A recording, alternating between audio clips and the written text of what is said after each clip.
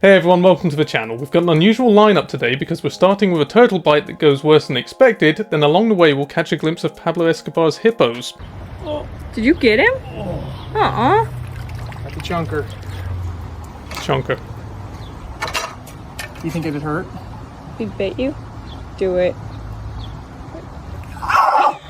Oh, that actually hurts. Okay. Finally. Love the little dance afterwards, that was so masculine, that was quite funny. That was a female red-eared slider, and they have quite powerful jaws. They're not an aggressive species, but they're omnivorous. They eat a variety of things. The females are bigger than the males, they've got stronger jaw muscles, and that actually allows the females to eat larger, different types of prey, like some mollusks, for example, that the males couldn't. It's quite an interesting facet of their sexual dimorphism.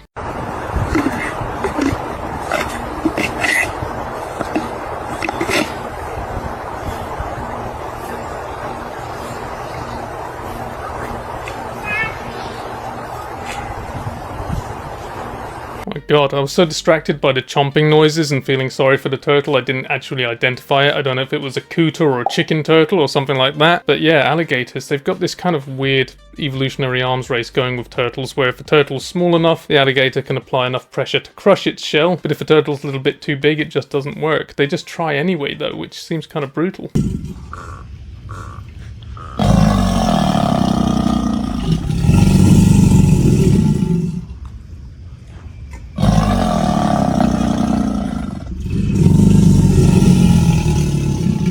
That was quite shocking to see, really. So far we've seen two of nature's toughest animals, or groups of animals, turtles and crocodilians of course, because alligators are technically a crocodilian. And that alligator was missing most of its lower jaw, but it's still bellowing, it's still acting like normal, presumably it's still feeding. Whoa. Female. Oh, darker. A little bit darker. Nice big head. Big female, yeah? Oh, the black eye. The black eye. Oh, black eyes. Eye. Yes. Whoa. Oh. One black and one What? red. Oh wow. One black and one. Perfect. Whoa. God. Oh, there's so many bugs. That one went right down my throat. I was really excited when I first saw that clip because I thought it was a case of heterochromia, where one eye is a different colour to the other. But looking at the dark eye, you can't discern the pupil, it looks a bit cloudy, so I'm going to go ahead and say I think that eye was actually blind. He also could be just kind of passed out. Hey, how you doing? So hopefully, is he moving around at all? Yeah, he might be squished. Is there a way to open the garage door? Oh yeah. Yeah, I think you're right, he's just stuck. Yeah, let's see. Yeah, he might not have. Yeah, he could have died, but he also could be just kind of passed out. That happens because it's suppressing a place where it wouldn't be able to breathe. So it might just be knocked out. So we'll see. Yeah, it's holding his tail up still, so.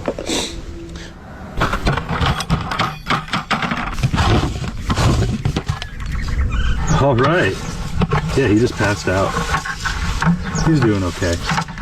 Not a big deal. So that was Rattlesnake Solutions, which is a great account for learning about rattlesnakes if you're in the southwest in particular. And what interested me about that clip was it was compressed under the garage door, but that segment of the rattlesnake's body that was compressed, that looks close to where the heart should be. And that brings us on to an interesting topic, because snake hearts are placed variably within the body depending on whether the snake is arboreal or terrestrial. Terrestrial snakes have hearts further down, and arboreal snakes, because they have more time in a vertical position, it's harder for them to pump blood towards the head, so their heart is further up. That's a fucking orca. We're gonna jump in the fucking water with it. Fire it the fuck up.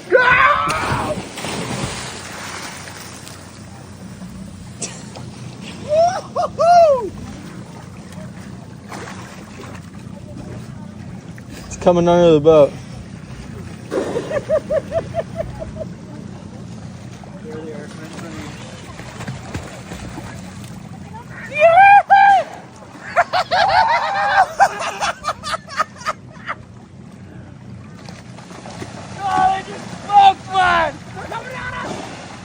Wow, that was so obnoxious. Orcas don't eat people, so they're not under a lot of risk there, really. The real risk is disturbing the orcas, interrupting natural behaviour, and just annoying them, basically.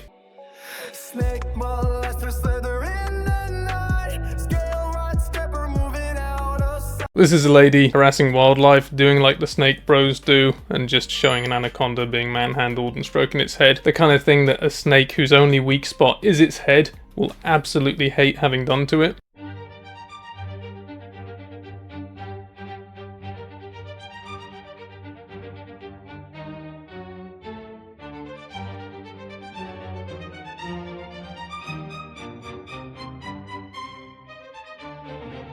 That was an Orinoco crocodile from another account from a lady in South America who is actually doing sort of more nature focused stuff, and it was showing a turtle approaching it. The croc didn't attack the turtle that time because it was in resting mode, not feeding mode. Now this same lady has actually just gone on to find Pablo Escobar's lost hippos. Oh my god!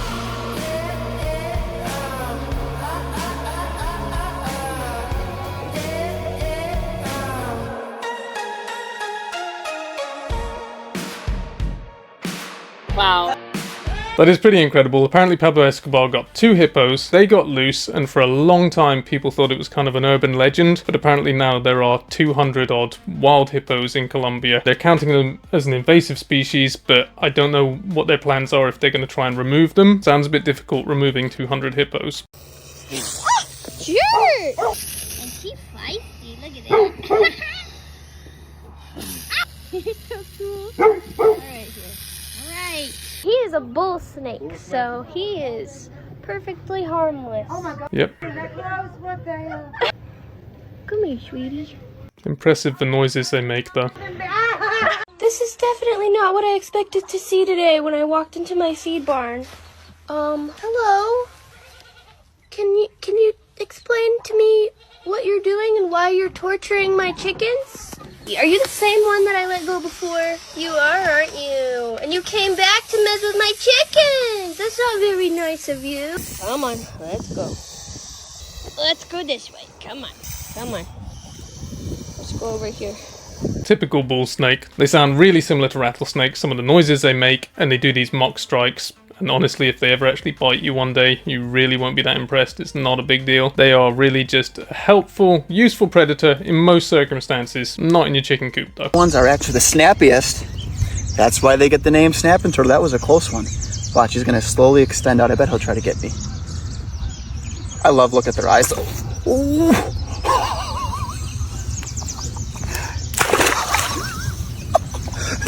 That's a cool clip, because if you slow it down and you look at it frame by frame, the turtle's angle, its trajectory of its neck changes slightly at the end, and that's because its tendons and muscles were at full extension, so it literally reached the limit of how far its neck could go. There was absolutely nothing wrong with the snapper's aim, and if it was a little bit bigger, it would have got him on the nose. Would you rather be bit by a black mamba or a leatherback sea turtle? Is that a serious question? Dead ass. Be honest. I would much rather be bit by a leatherback sea turtle. Oh, ignorant. Ignorant. Ignorant. A leatherback sea turtle? Okay. Google something in your life. Google a black mamba. Google a black mamba. Google a black mamba. Google a black mamba. Hey, I'm about to tell you something. I'm about to learn you something. It is a. I'm about to learn you something. A leatherback sea turtle grows over 8 feet tall. 8 feet tall. Cool. Can weigh over 200 pounds and bite through bones. You want to go to sea? It can bite through boats. Imagine Dwight Howard with teeth. Well, I don't know what to say. Overall, I think that clip just cost me a lot of brain cells. You know how they say like an impact to the head can kill brain cells? I think that kills more brain cells probably than falling down the stairs and whacking your head on some concrete. But anyway, I heard leatherback turtles can actually get to 2,000 pounds. Don't know if it's true or not, but I heard there was a record. And how strong their bite is, I really don't know. I don't know how you'd ever get a leatherback turtle to bite you. You want to hear something really fascinating? Sure. Oh, there's only 2 snakes on Earth that could be aggressive. A reticulated python has been documented as eating humans. Anacondas, although while it hasn't been publicized, they have eaten humans. Every single other snake, from boa constrictor to bushmasters to spitting cobra to grass snake to garter snake to everything else, every single other snake does not want to interact with you. They have no interest. So there's no such thing as an aggressive snake once you get outside of anaconda and reticulated python. For every other snake, a rattlesnake, if it was there, would either go escape and hide itself, or it would rattle its tail and tell us, don't come closer. A cobra will hood up and begin to hiss and say, don't approach me. I'm asking you nicely,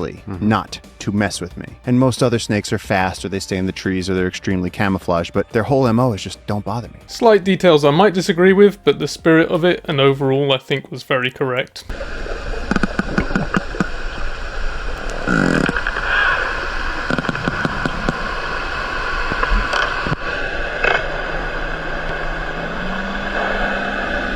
So I actually featured this clip in a previous video and asked the audience why the whale is bringing the squid to the surface.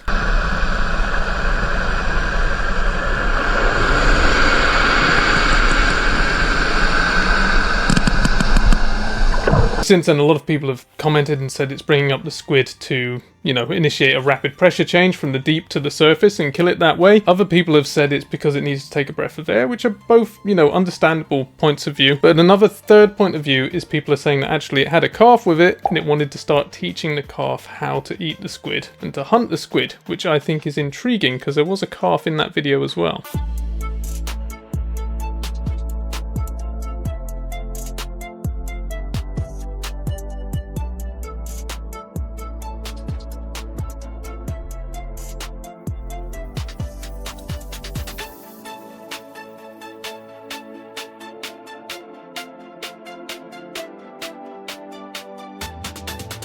I'm pretty sure that was knocking out a giant house centipede, and that guy's definitely got some guts. I have this strange relationship with centipedes where I really find them fascinating. I love looking at them and finding them, but I really don't like handling them.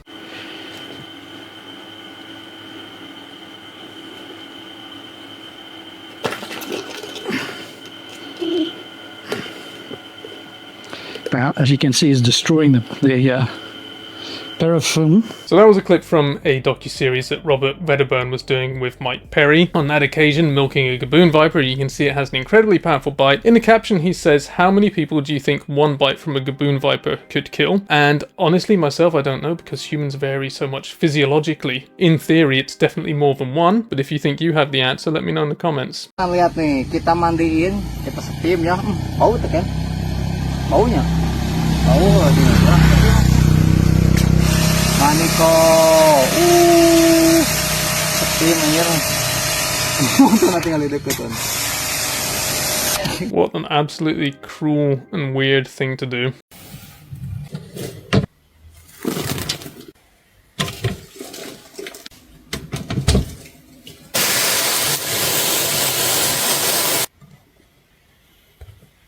Communal tarantulas are absolutely fascinating. Those were M. balfouri, or the Socotra Island blue baboon tarantula, and I do like the look of them. I think they're a cool looking spider. The only thing I don't understand is whether it's better to keep them communally or if they do totally fine on their own.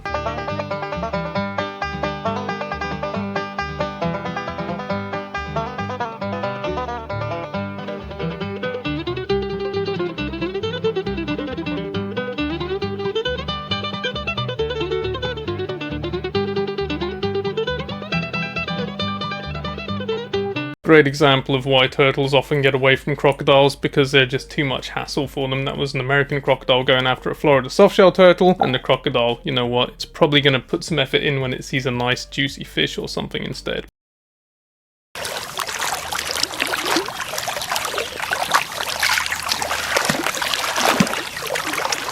This is about the only way you'll get a cottonmouth to chase you. Just get one to float downstream towards you. Yeah, I don't think he chased me as much as people would hope he did. So I would definitely call this one a bust. Now, there are several reasons people think that they do chase you. This is a clip that was sent in to me, and I've been trying to debunk the myth of cottonmouths chasing people for a while. And then I saw this clip, and I thought, you know what, I couldn't have said it better myself. Number one is what's called the mock charge that they do. And that's right whenever you see them, if they want to scare you, they kind of run up at you, and then they go, ha, with their white mouth. And they just show it at you, and it's kind of like startle. You're like, oh, Jesus, what is this guy with the white mouth and everything? Kind of scares you a little bit and gives them a time to escape. You can see him actually gaping at me right now. But this is not chasing you, because if you turn around and went the other way, he would not be hot on your tails running after you. Another reason people think these guys chase them is because they're commonly encountered along these creek sides. And generally when people walk by them, they're in between the cottonmouth and his home. So he wants to go to the water and or a hole and or a hiding spot that he has commonly trekked or tracked across, and that's the direction he's going to go. And so you are standing between him and his hiding spot. So that cottonmouth is going to come bolting right in your direction. It's not chasing after you. I've actually had several of them come bolting at me, and all I do is just stand still. They go right over my boot, right in between my legs, or just right past me to get to wherever it is they're trying to go. Again, not chasing. Some people think that cottonmouths are chasing them just because they come to them while they're fishing. Remember, if you're fishing, you're pulling in dead or hurt fish or blood. You know, the smell of fish is in the air, and that's what these guys eat. They're coming after that, and they can be quite curious snakes.